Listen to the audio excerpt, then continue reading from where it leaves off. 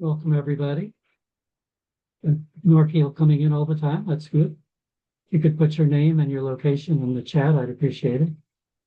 And if you're a democracy team leader in your congregation, I'd like you to click on the form that's in the chat called Democracy Team Registration. And it'll only take a minute or two to fill out the form. And then that way we can keep track of who has teams and who the leaders are. It's just, it would help us.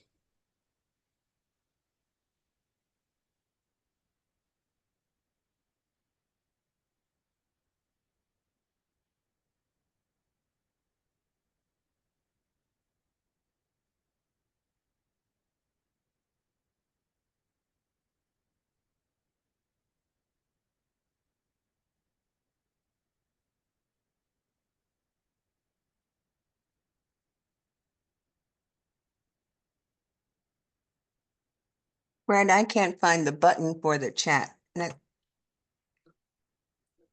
If you click on the more dot, the thing with the dots, it says more, probably that'll get you to the chat. Is that on the bottom or on the, I can't see well, so everything is small. Is it on the bottom? Now, there's a circle with three dots that says more. Is So that the bottom of the screen though, or the bottom top? of the screen on the right, Okay, thank you. Oh, on the right. I've been looking on the wrong side. Okay. and then chat should be under that unless it's already on your screen at the bottom as well. See.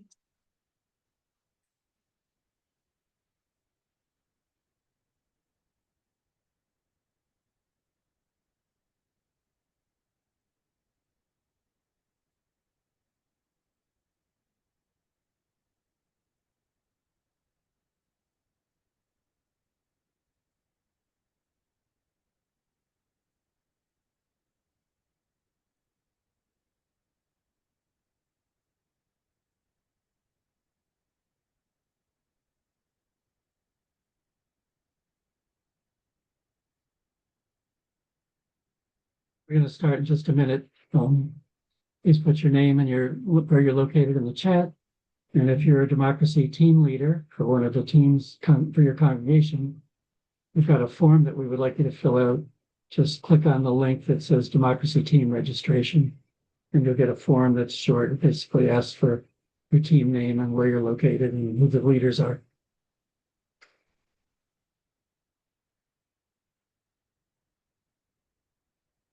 Yeah, this link.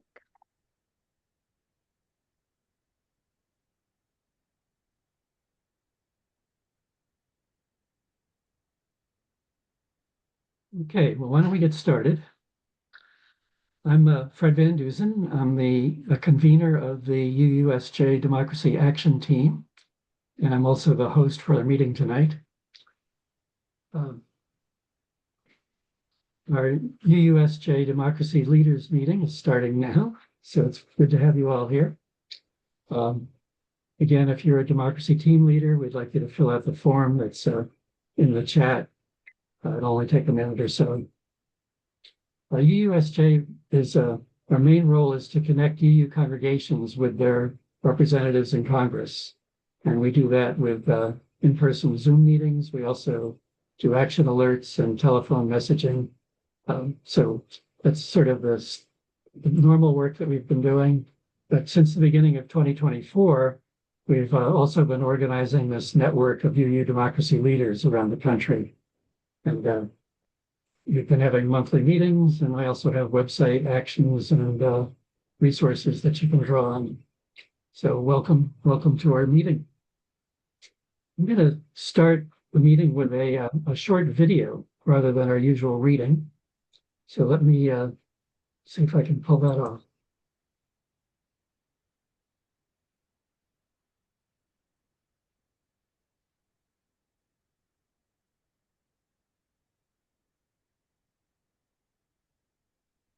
In this country right now, you have people get up in the morning and the only thing they can think about is how many people they can hurt, and they got the power.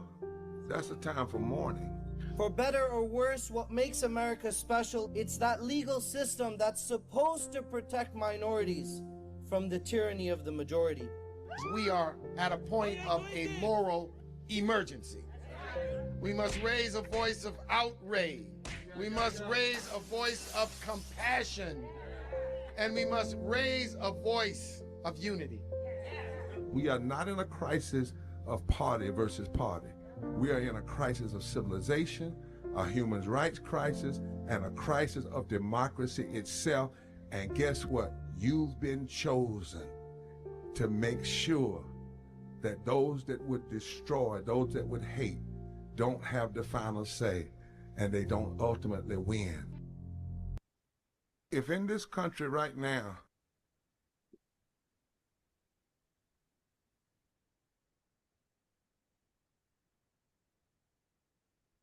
So I hope you thought that was a good video.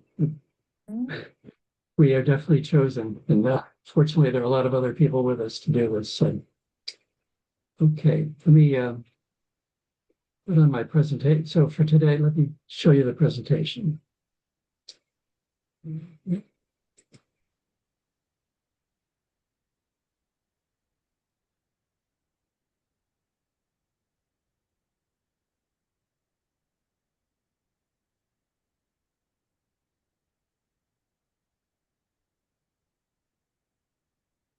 Get that queued up.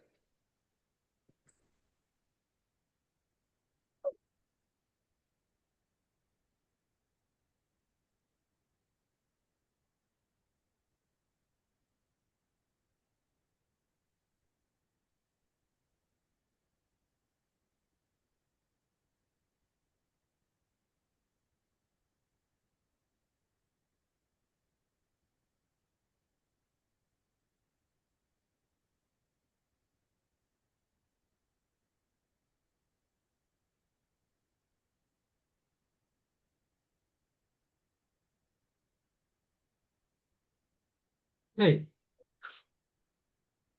So our plan for tonight is, you just saw the video, and I'm going to be talking about non-cooperation concepts for UUs. It's an introduction because I think we'll do some more detailed training going forward.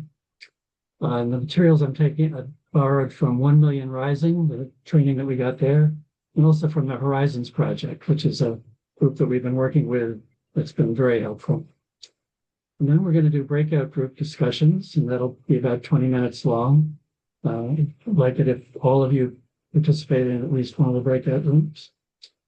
And then finally, we've got a presentation by Dave Reutland, who's a democracy leader from Unitarian Society of Northampton and Florence, Mass. And Dave's going to be talking about the excellent work that his group's been doing. And then we'll close.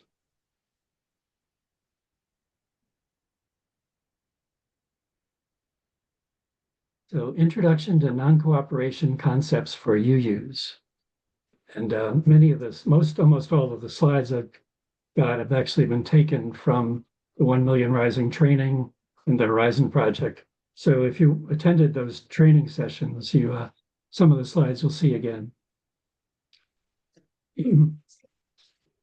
So I'm not going to spend a lot of time on this because I think we've got a pretty good handle on what authoritarians are doing to us. It's the work that's happening is right out of the authoritarian playbook and Project 2025. And we have to understand that where we are right now is we are living under an authoritarian government. It's well established and it's getting worse, and it will get much worse. So we're already seeing these actions in terms of direct investigations against critics. We saw that he basically had John Bolton, went after him, and Adam Schiff before that. Law breaking, he pardoned the January 6th convicts, and pretty much all of the many or most of the executive orders are somewhat against the law. Retaliation for law firms and universities and businesses using kind of unusual or suspect regulations. Military deployment we've seen in Los Angeles and now in DC. And there's a lot of protests going on there right now. And overreach, I think if we look at what's happening with ICE, it's dramatic overreach, and having some people who aren't in uniform and masked picking up people off the streets and sending them out of the country, that's clearly some overreach. And whether he'll leave or not, I think is going to be, he won't leave easily or voluntarily. We'll have to make him do that, I think. So the 4Bs, we had actually discussed the 4Bs at a couple of meetings ago in May, and they sort of provide groupings for the work that we do in our various congregations on democracy. So the first one is block, and that's the efforts to block what's happening with immigrants and some of the other activities that are happening and protect people and collaborate with each other. What we're going to focus on for tonight is break, which is really some of the actions we take with non-cooperation to disrupt and hopefully end authoritarianism. Bridge is a technique for growing the movement. It's basically working with other groups and other people to bring them in and to work together and promote common dialogue and talk with each other. And build is what gets us to what we're trying to get to in the end, which is a democracy that works for all of us. And that will be a deep structural change, obviously. So we need to kind of plan that out as well and make it visible to people in terms of what we're trying to achieve. So those are the 4Bs. And a lot of what we talk about in non-cooperation is around pillars of support. So the regime is basically supported by a number of different pillars: business, labor, faith groups, education, civil service, military, police, ICE, and many more. I mean, you can certainly add the media to that and others. And the thought on the pillars is that that's what's holding them up. And if you can disable the pillars or reduce their strength, you can make the regime fall. So just as a start off, if you can put in chat what pillars you're connected with. So there's the list. Again, business, labor, faith, etc. And I'll just see what people say. So I assume a lot of people are connected to the faith pillar.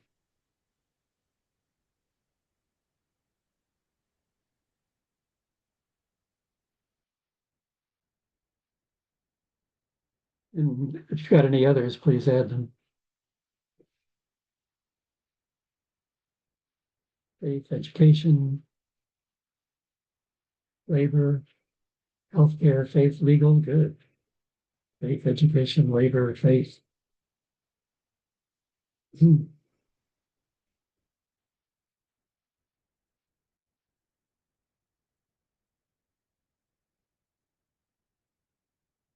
Faith and education, yeah. So I'm not surprised. Most of us should certainly be connected to faith, but an otherwise pretty good mix from the others. Good. So why don't we move on here?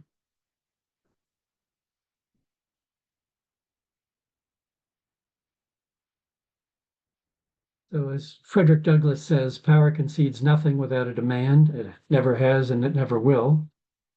So that's change that we'll wind up demanding. And from Gene Sharp, Gene is an excellent resource in terms of non-cooperation. He's got a whole bunch of suggestions in his book, From Dictatorship to Democracy. It's an easy read, and a lot of good things in it. It says, by themselves, rulers cannot collect taxes, enforce repressive laws and regulations, keep trains running on time, prepare national budgets, direct traffic, manage ports, print money, repair roads, train the police and army, issue postage stamps, or even milk a calf.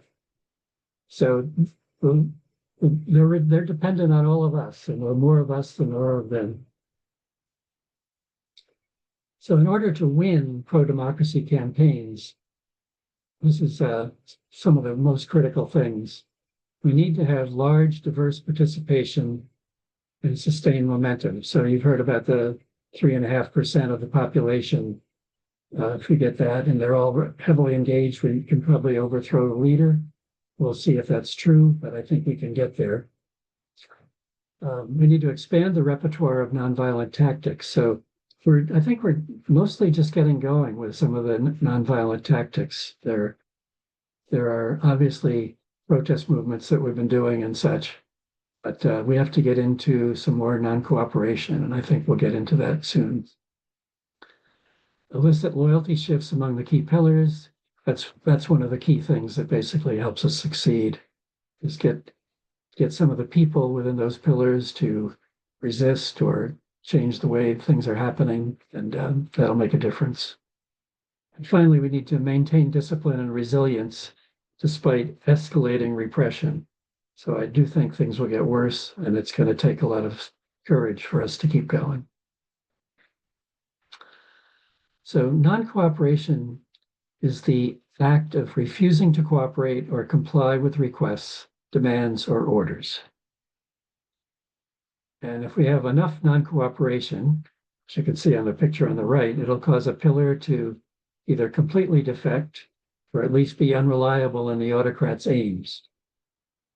And all of us can work on this. So individuals can do non-cooperation actions, groups can do it, pillars can do it, and even entire societies can engage in non-cooperation. So let me give you some examples of what people are doing. So for businesses, we already have an example of the Dodgers stadium owners refusing to allow ice on their premises, basically going against what was expected of them.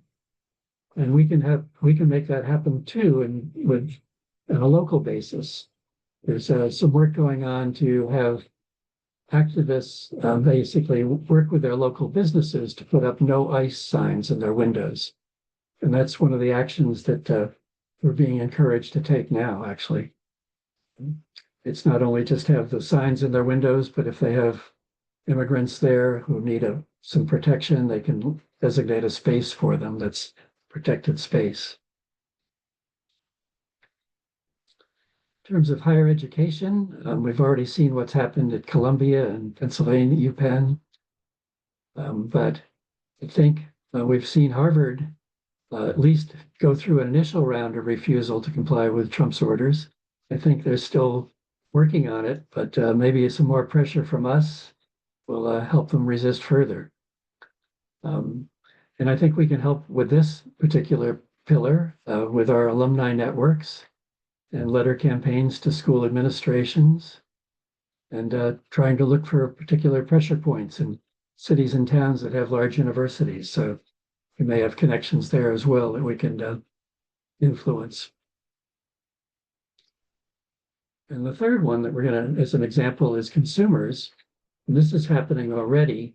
We've had the Tesla takedown that's been really effective.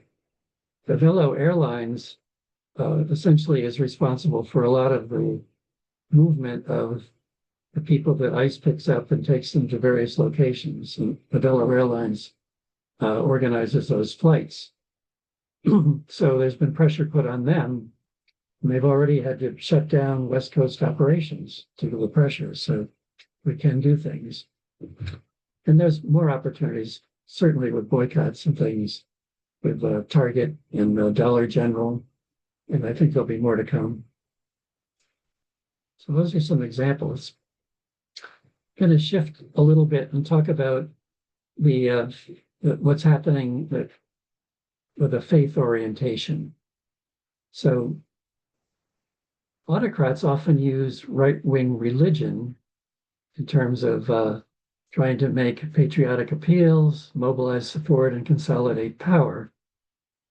And they use traditional values, values that support hierarchy, patriarchal family structures, unequal gender norms, and scapegoating. And what's happening with our immigrant population is clearly scapegoating, as well as scapegoating for LGBTQ people, the whole DEI effort.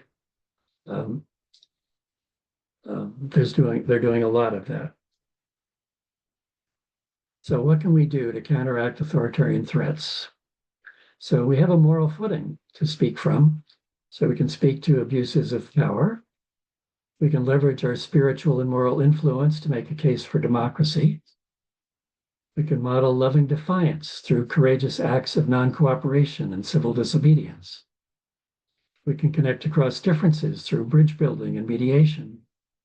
And of course, we have space in our buildings that we can lend out. We've got our networks of contacts and lists and practical resources that can be useful for other groups too. So another thing for chat, this one's brief too. So as people of faith, what values can we use, emphasize to activate or influence people away from authoritarianism?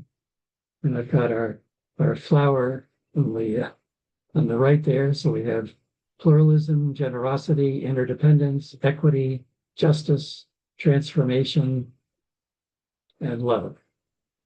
So I think I'd be interested to see which of those values you think we should emphasize in terms of influencing people away from authoritarianism. Love and compassion, justice, love, interdependence, justice, love, every single one of them, yeah. Justice, love, equity and interdependence, all, yeah. Okay. Justice and equity.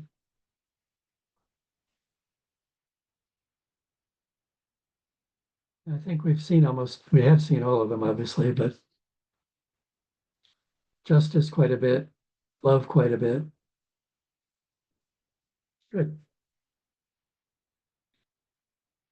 So how do faith groups challenge regimes?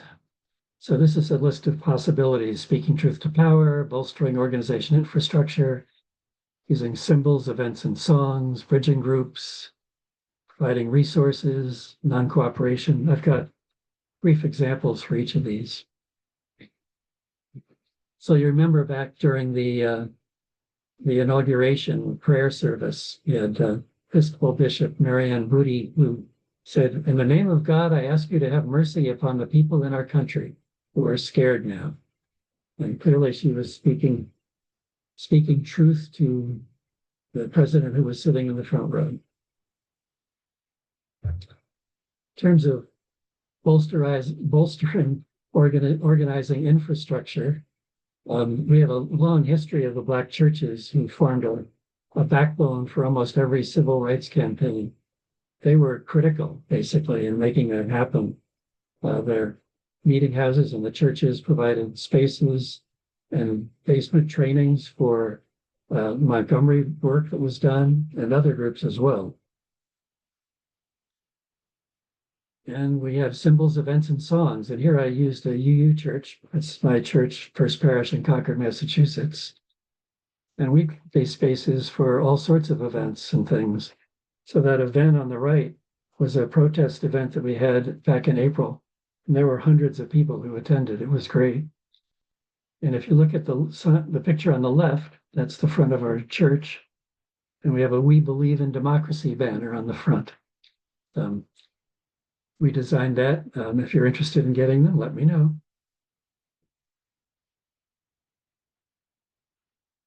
And bridging groups, I think the Poor People's Campaign has done a really good job here in terms of pulling together Christians, Jews, Muslims, Unitarians, and secular allies to basically oppose what's happening right now. And they've been active, hence the video that I showed earlier. In terms of providing resources, mutual aid, or sanctuary to mitigate repression, there's a book, A Matter of Survival, Organizing to Meet Unmet Needs and Build Power in Times of Crisis. And this Kairos Center recommends rethinking church. So religious groups can use existing resources. They talk about transportation and gathering spaces, institutional legitimacy, to create basically forms of religious community building and meet unmet needs. So we think a little bit about what happens in the church and what it could do. And finally, non-cooperation. So the Montgomery bus boycott lasted over a year. It was an incredible effort, amazing coordination, a lot of community organizing. And they had to figure out how to move people around without buses, how to get them to their work. They had to organize entire community and get them to basically pay attention to this and follow the boycott. And it eventually wound up influencing the Supreme Court that they ruled that segregation on city buses was unconstitutional, which helped encourage a broader push for bus integration across the South. So amazing coordination effort, definitely a role model.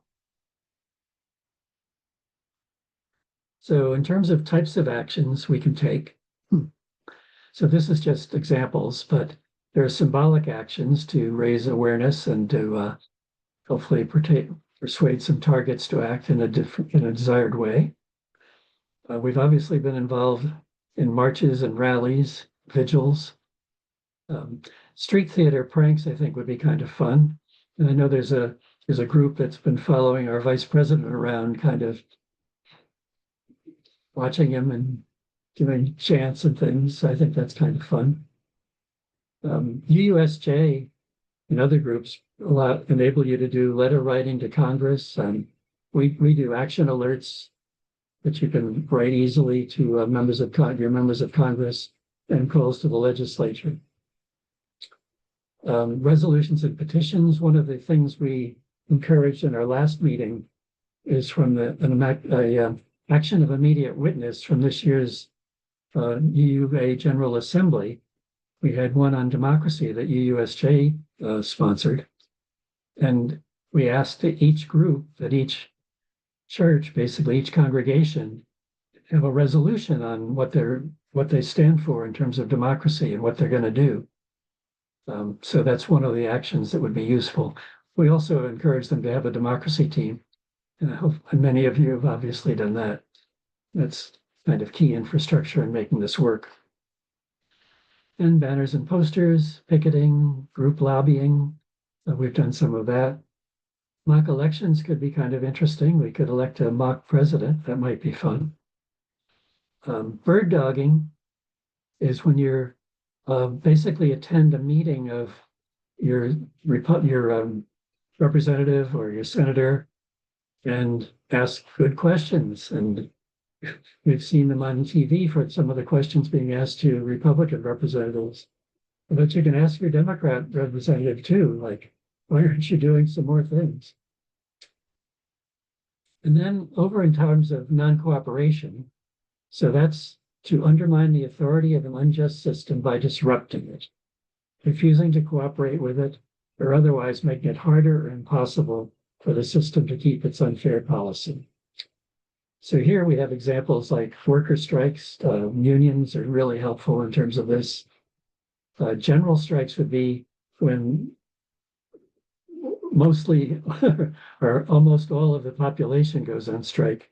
We're not quite ready for that yet, but we may get there, hopefully. Boycotts, we talked about. Blocking lines of command is really, the thought here was probably within the government structure. If we can get some of the staff members to resist in different ways, holding things up, that would be good. Overloading facilities and systems. We might be able to do that with phone calls or emails or letters. Withdrawal of funds, so we can be strategic in where we have our money. So if it's a company that's actually providing services for ICE, and then we've got a whole list of those companies, that could be a useful thing to do. And refusal to cooperate with government edicts and rules, that's the basics of non-cooperation. Occupied buildings and offices, that's something I remember doing back during the Vietnam War. So lots of opportunities. So in the end, it sort of depends on our level of courage. So the questions we need to ask ourselves is, where are you right now? What risks have you already taken? What's your willingness to enter greater risk? And what would you be willing to do, give up, or give more of? And how do your faith and values nudge you? So that's a question for each of us as individuals. And I think it's a good thing for us to think about.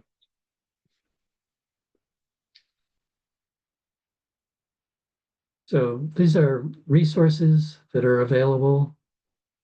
And I'll include this in the package. We'll be sending out this presentation so you can use it with your local groups. You can edit it, whatever, use your copy. So, but the resources are there. These are from some very good groups. Okay. The next step is You have people get up in the morning, and the only thing they can think about is how many people. sorry. We can get rid of that.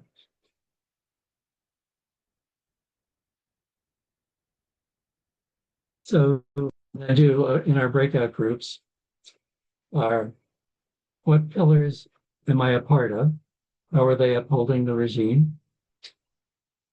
In those pillars, what kind of defiance is already happening and what could what more look like? Who are the key people in your pillar who could you influence, pressure, or persuade to support more non-cooperation?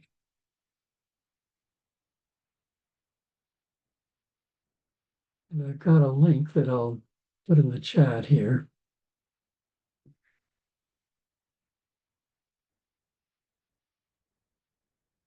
It has the questions.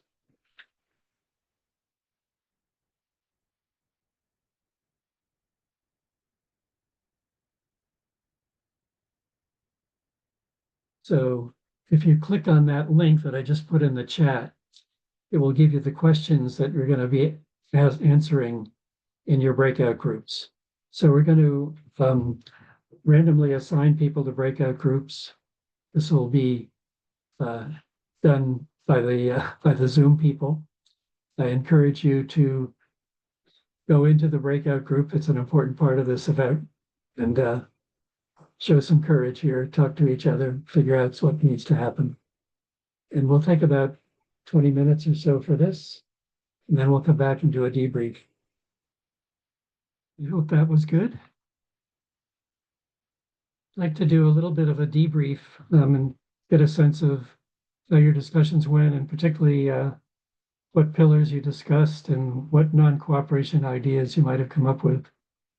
So if any of you are willing to kind of say a few words, put up your electronic hand. There should be a raise hand thing. Looks like that.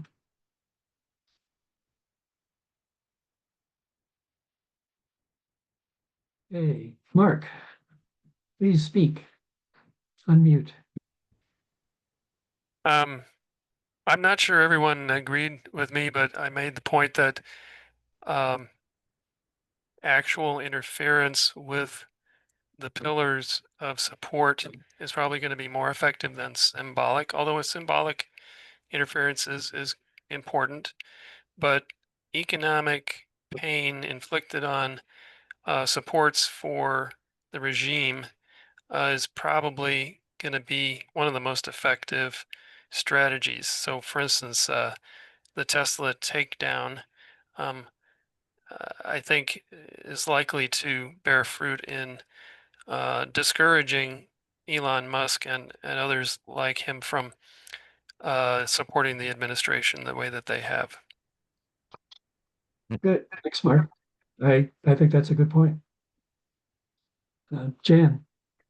Hi, I can't use my camera right now because my computer's having a problem, but I just wanted to mention that I'm a retired physician and talked a little bit about what medical organizations might get involved to whether as an organization or just a lot of them get together and decide to speak up about how they're killing a lot of people with what they're doing in many ways, but especially with the HHS and CDC and all that. Sure. Huge opportunity. Thanks, Jan. Glenna. You're muted, Glenna.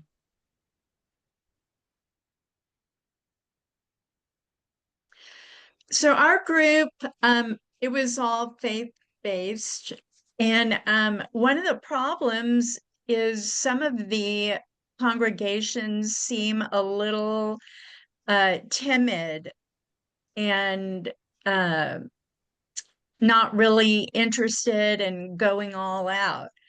At First Unitarian in Dallas, we're pretty feisty, and we have faith community meetings with people of other faith, and it's my thought that at least in the city of Dallas, we need to have a faith-based rally downtown and invite community leaders of faith to speak and have a march to get people aware that not all faiths believe in the hatred that we're hearing predominantly from the faith community. So do you have a way to get the faiths together? Well, I think so. I think we could. We've Okay. got, you know, a community like that where we have meetings with Jewish groups, Muslim groups, and some are liberal or at least not ultra conservative. So Sure. I think we could. Great, do it. Deb, Yeah, we had a couple of thoughts. We in addition to discussing the faith aspect, we talked about how we can contact our banks and investment brokers and find out to what degree they are invested in either progressive or authoritarian movements. And we also talked about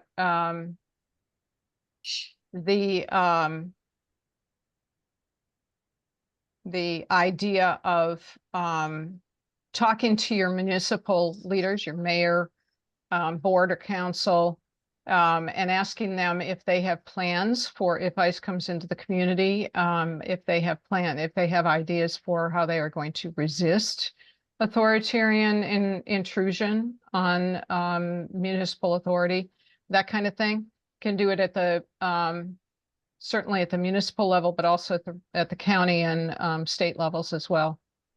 I'm lucky Great. enough to live in Illinois, so I don't have to worry about the governor resisting. JB Your does a governor- pretty good job. your governor gave quite a talk. Pritzker, right? Yeah. Jean, Yeah, our group was sharing different websites that you can go to see what party they're contributing to. So I'll put these in the chat. Publicsquare.com, apparently very proud MAGA folks subscribe to that. And then goodsunitus.com tells you what percentage of the company's leadership, or I should say, what percentage of donations are coming from the company's leadership to either the Dems or the Republicans. And then OpenSecrets.com tells where businesses are donating. great. Thank you, Jean. It's a pretty good list.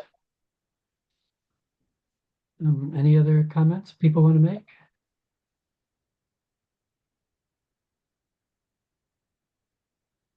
Fred, I hope that you will, or someone will, is coordinating this stuff and send us back these ideas to keep them current in our minds.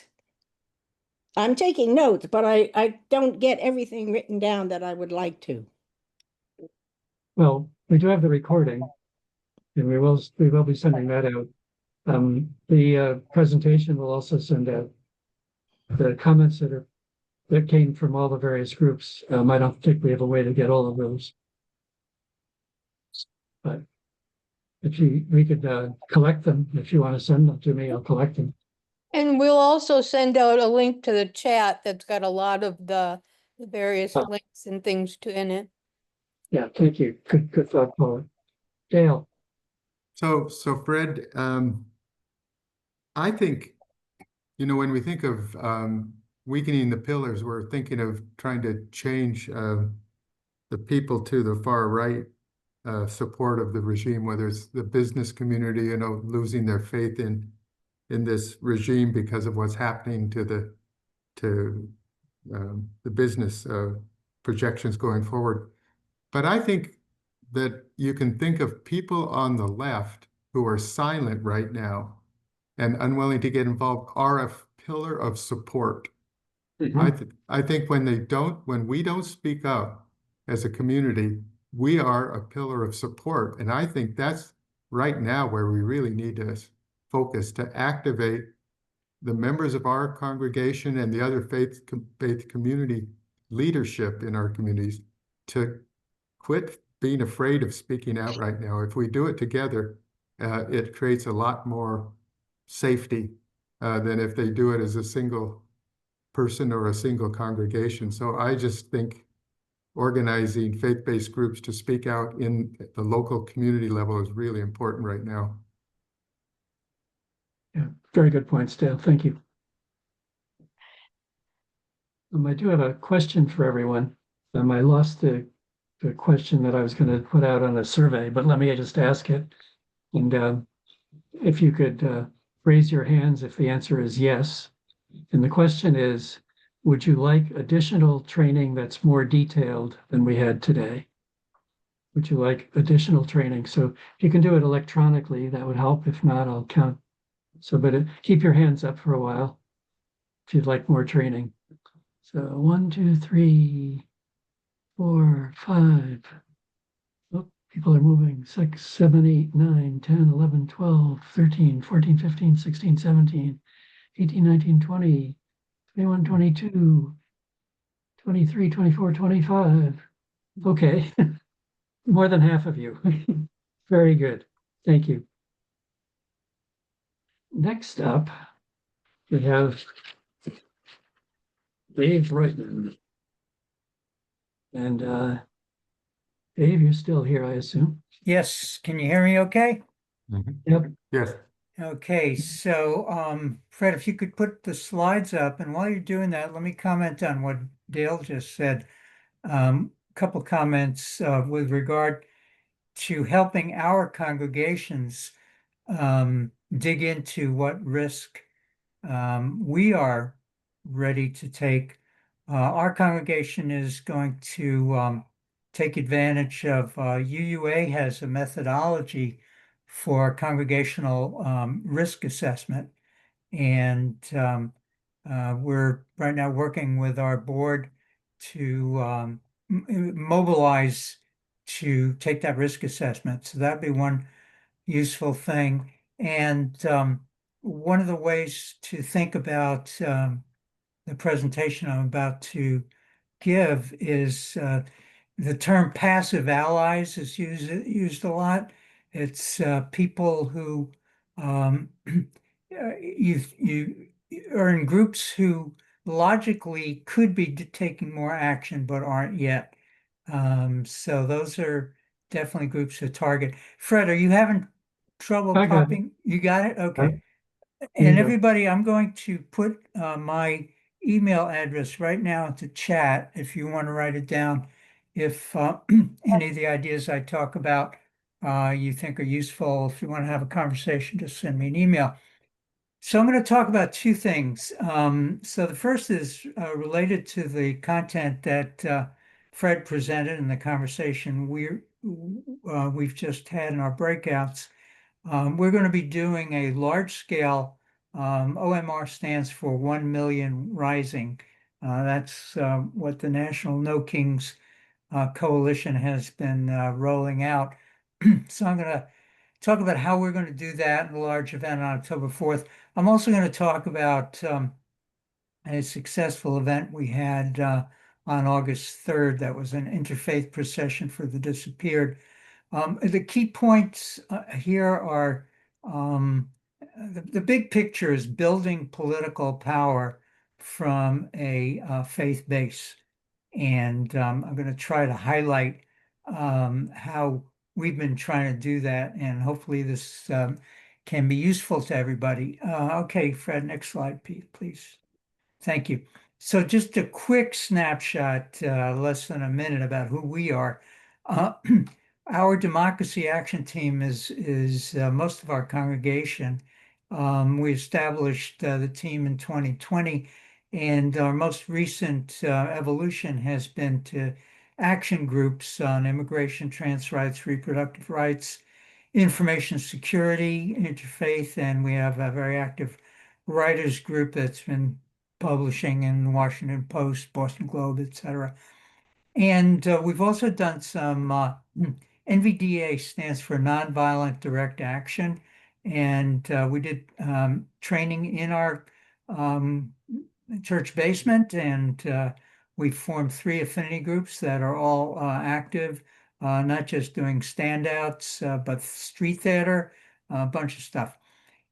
So everybody knows this, but it's really worth bearing in mind that each of our congregations needs to really pay attention to what you can do in your area. So our area is mostly progressive. We do have some MAGA presence. So we also try to build on relationships and do things to help folks in redder states and redder regions than our very blue Western Mass.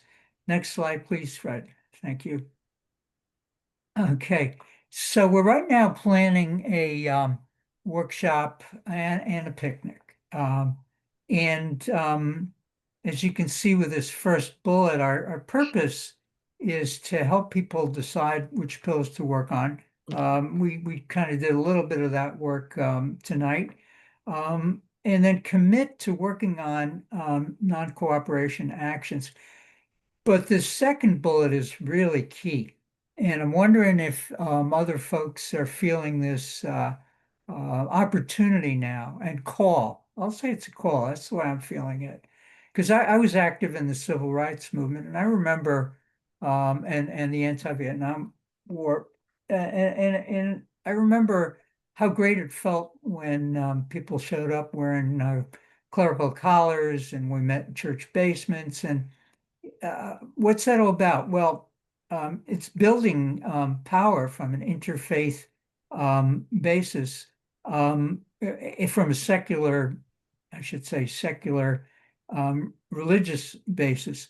You can benefit from the expertise of savvy political organizations.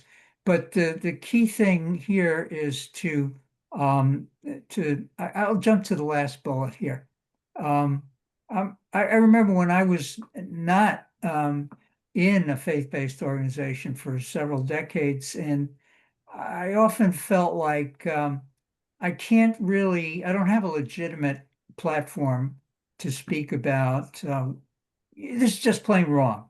You know, I felt like, I've got to be talking in terms of, debating and reasons and convincing, rather than feeling comfortable with a moral platform. And now I'm seeing, that's true with a lot of people who aren't part of faith-based organizations, but it is just plain wrong what's going on today. And by having explicit partnerships, we can sort of enable that moral foundation to be more legitimate and explicit in the public arena. Next slide, please, Fred. So it's really exciting working closely with a very strong Indivisible group. They have 3,000 members. And what this workshop is going to look like, it's going to be starting in our Great Hall. We expect to have between 100 and 200 people. And we'll do a presentation similar to what Fred did. And then our breakouts on our lawn, there'll be two different meetings, and here's where you all, may pick up on this. It's going to take folks in small groups, at least 30 minutes, and we're going to give them a lot of pre-work, by the way. I'll talk about that in a second, but to be able to pick, well, gee, do I want to work on the education pillar, or maybe I'm a vet and veterans organizations are doing a lot, et cetera, which pillar to work on.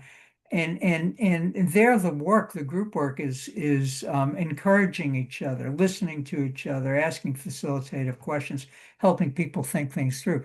But then it gets real exciting. And I've been in one of these OMR workshops where you move to, okay, we've decided to focus on a pillar. Now let's get together, plan our next meeting, and start brainstorming the actions. So a key feature is to have people to show up ready to work. And if anybody's interested, send me an email, because there are now tools like matrices that help people in a structured way do the kind of work we were just doing tonight, but we were doing it more loosely. We just had some facilitation questions. There are structured ways to think through who do you have relationships with, where have you worked, all that kind of stuff. Okay, and the other key thing is that last bullet. There's now 22,000 boycotts in the United States. 22,000. Some of them are a lot more successful than others. If you're interested, send me an email and I'll send you a link to a website that's tracking all the boycotts and especially analyzing what's making them effective. So that's just a real quick example of non-cooperation. Next slide, please. So if you do OMR work, the key thing is not to just take, well, Fred's slide said it very well. Fred, I think you listed 5 pillars, maybe 6, and then you said at the end, and there are others. So we've done a little bit of analysis for our area, highly agricultural. We've got a lot of farmers who could be doing a lot to slow down ice. We've got 5 world-class colleges. We've got a very strong veterans association. We got VA here. We got a lot of legal work. We've got a lot of healthcare. So that's, the basis of the pillars that we're going to be working with. And I'm just encouraging everybody to do an analysis like that. Next slide, please. Okay. So that was the quick overview of what we're going to be doing on October 4th. Now I'm going to talk about what we did on August 3rd, and then I'm going to try to tie these two things together. So we were inspired by several Jewish national organizations who started highlighting the need for witness to what's going on now. And as we talked, and I was really surprised that of the dozens of clergy and congregational leaders I talked to in helping organize this, how important it is to take the time to grieve and mourn what's going on. And that provides a more of a foundation to taking the actions from a cohesive interfaith basis. And so what we did in planning this August 3rd event, we planned it to do this grieving and witnessing, but also to lay the groundwork for building a cohesive collaboration that will, and actually already is, leading to action. So Fred asked me to talk a little bit about the structure. I think the key thing is, and preaching to the choir, you all probably know this, but it's worth repeating, is to have at least a couple of meetings where you have representatives from everybody assembled. And that's a big meeting. We had 20 to 30 people on 2 different Zooms, but you've got to establish genuine consensus on the direction, on at least the high level. And for us, it was to have a period of different faith rituals followed by a silent procession where folks were all dressed in black, and we carried pictures and signs of people disappeared in Massachusetts. So we established that basic direction. Then we had a smaller group from 8 different congregations, and these were we had different Protestant denominations, Catholic, Friends Meeting, a couple of synagogues, and one of the Buddhist societies were part of this core team. So it was great that we had people from different faith perspectives. And we worked out a pretty detailed plan. And then we had 3 of us project manage the details. And we kept checking back to make sure we were on the right track. Next slide, please. So that was the purpose and the Pretty planning. impressive, Dave, by the way. What's What you that? pulled- That's pretty impressive what you pulled together there. Well, yeah, with a lot of grace. And to that point, let me quickly say that I've been in hundreds of organizing meetings, maybe thousands in my life. And the highest level of listening I participated in these large Zooms, these 2 Zooms where it was more than half of the folks were clergy. And to your point, Fred, yeah, it was impressive. What was impressive to me was how people showed up checking their egos, not even at the door, but at home. And it was full of grace. So here's what happened. We actually we thought we'd have about 20, but people who didn't even participate in the planning showed up, a lot of them, and it was breathtaking to me. It was so moving standing outside the Edwards Church door, seeing a line farther than my eye could see down the street, people dressed in black coming to the church. And it was standing room, and then we've had to set up a streaming video for the people in the hall, because we had more than 30 people who just couldn't fit into the room. It was very powerful to have prayer and meditation, and we did On the Rivers of Babylon was a song that was led for us, but from all these traditions. And then this silent procession, as I mentioned, we had the pictures of the disappeared, and then a very powerful event from 3 to 3:30. Many of you probably participate or have participated in Friends meetings. That was kind of the way we did it, with silence and then sharing what was in everybody's hearts. So and that was so powerful. Okay, next slide, please. Thank you. So this is the last slide, and so here's where this comes together.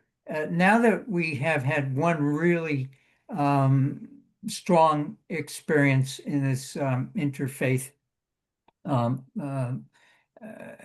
experience, we're building on that, and we're using the work that our congregation is doing with Indivisible as an experiment, and learning from it. And so we want to engage that group of more than 30 congregations in another event and plan it collaboratively. But we're also going to start extending these religious/secular partnership.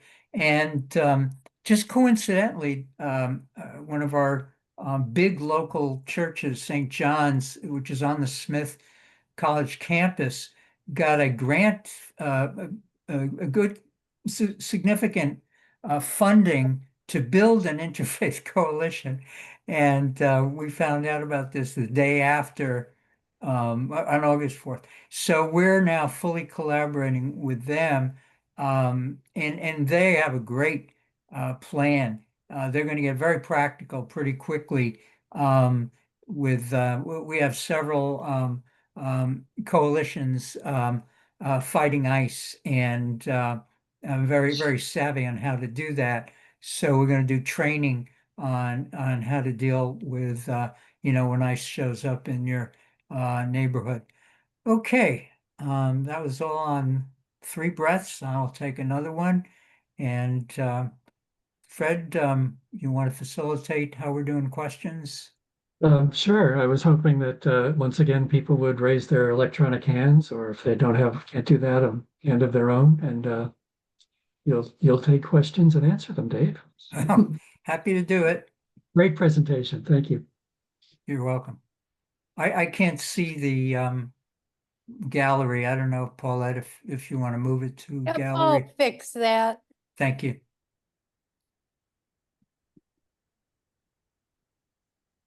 Okay, I see Mark's hand up.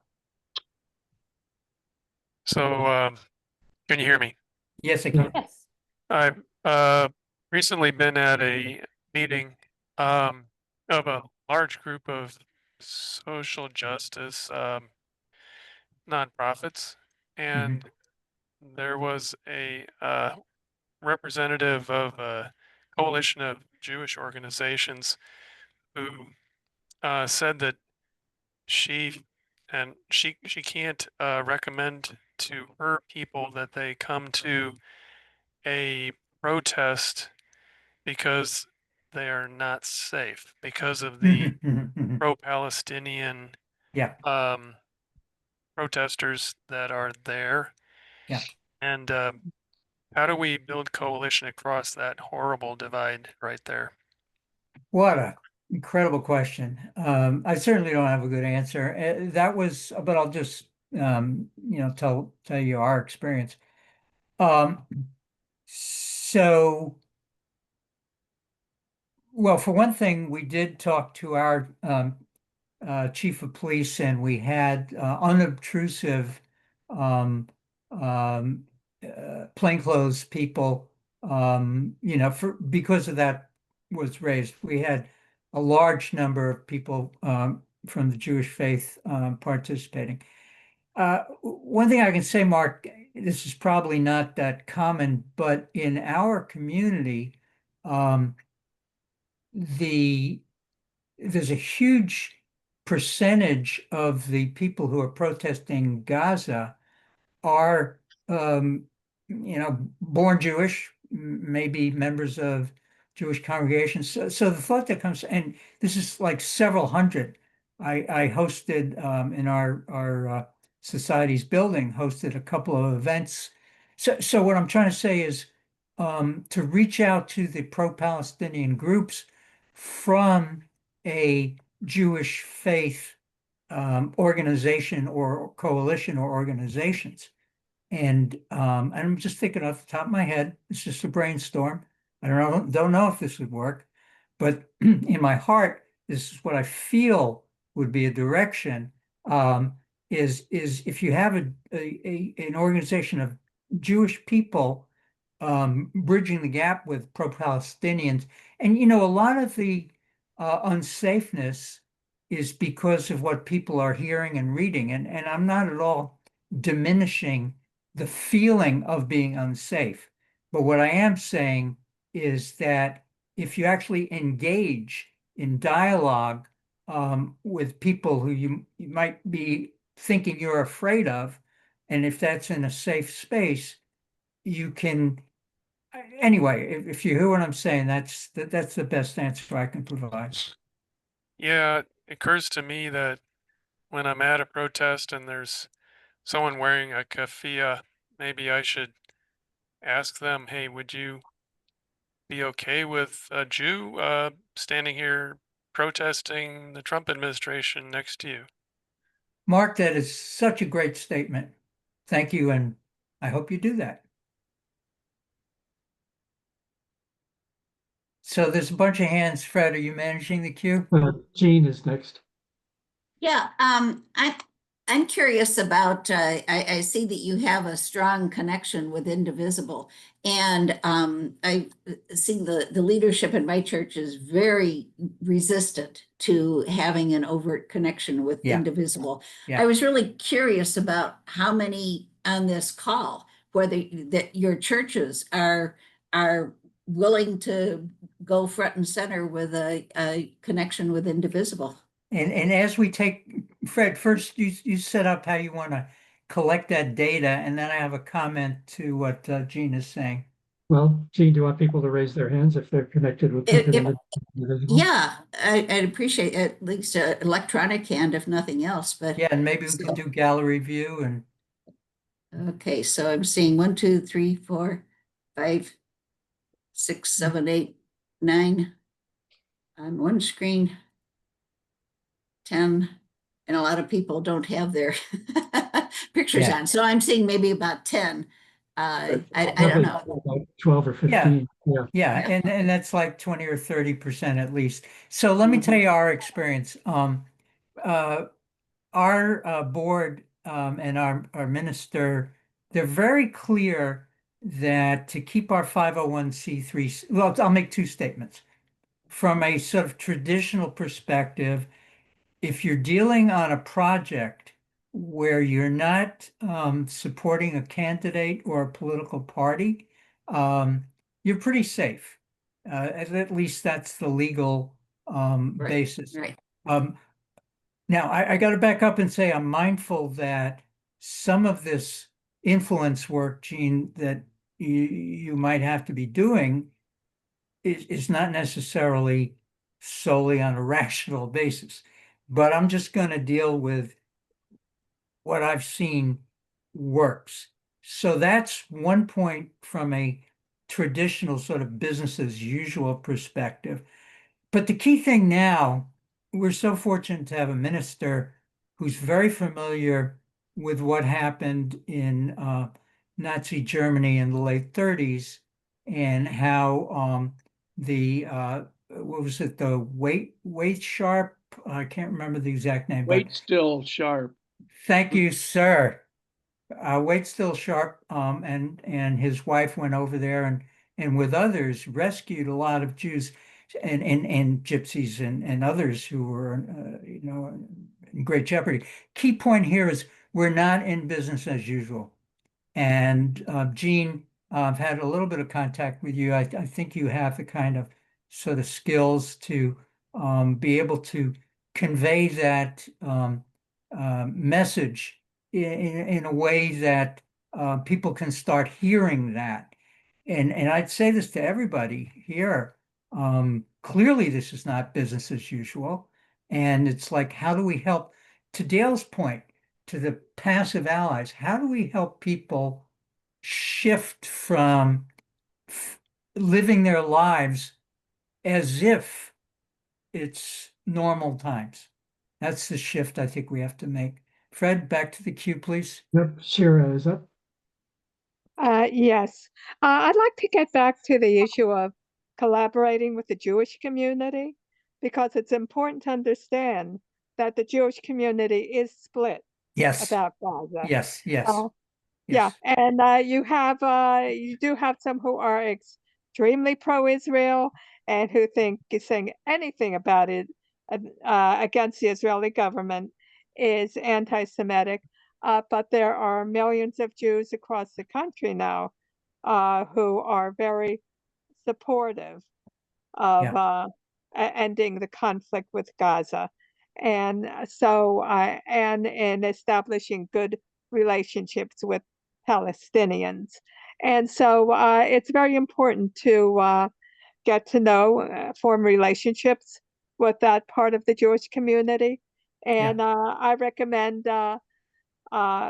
looking into groups such as If Not Now, Yes. and also Jewish Voice for Peace. Yes. And it's also important to understand that those who are in support of ending the conflict in Gaza, many are actually doing this from their religious beliefs. Yes. So, it's a matter of how you interpret the Torah. So well said. And what I tried to say to Mark, I'll say again, is every opportunity we have to engage in respectful dialogue and support respectful dialogue, that's kind of the best we can do in many cases. Thank you, Shira. Fred, who's next? Mark has his hand up again. Okay, new issue. The 5051 is Mhm. a group active in Omaha, and it tends to be younger people than another group that I'm working with, and or younger people than the members of my social justice team at First Unitarian Church in Omaha. Hi, Dave Richardson. And there has been a strong disagreement between the two about use of the F word. That's Oh, boy. connected. That seems to be connected with the generational divide. And you know, it's weird, but it's kind of a serious, seems to be a serious issue. And then one point about how do we break the silent allies loose? I think, I mean, so far I've concluded that we can't break them loose. They have to break themselves loose, which means they're going to have to suffer from the administration's actions before they will break loose. I hope I'm wrong. Well, it certainly will help. Well, that you make a great point, that they have to break themselves loose, and what we can do is in dialogue, respectful dialogue, once we've listened very carefully to the people who we would like to influence, we can point out to the damage that's being done to them, because many people may not want to admit how they're being hurt.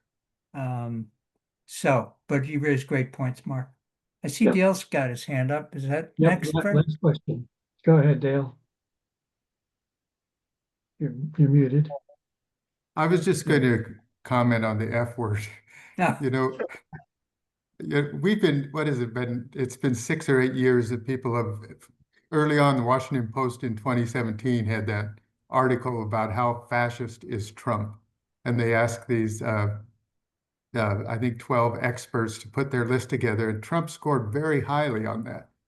But over the years, everybody was able to point out something that didn't align with what people's thoughts were, all the elements of fascism. I don't think there's an item left that doesn't check the mark now, with the violence and essentially the equivalent of the brown shirts or the black shirts, with the attack on the judiciary and the threats to everyone. There isn't any place to go. The academics who have denied that this is fascism don't have any arguments anymore. So to not be willing to use that word, and it may not be appropriate in some audiences because it'll turn them off, but let's be real. This is fascism. So that's not the F word I was thinking of. It has to do with copulation. Yeah. I think this is the word that's more powerful. This is more powerful word. Fred, let me just take 30 seconds. With regard to fascism, we're really fortunate, Dale, in that the word dictator is now really having a lot of good currency, because Trump's called himself a dictator. You know, we can just start using that word.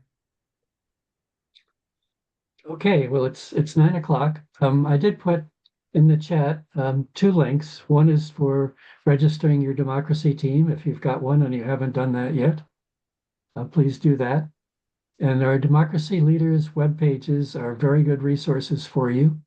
One of the things that we put out on an update every couple of days is our actions and events list.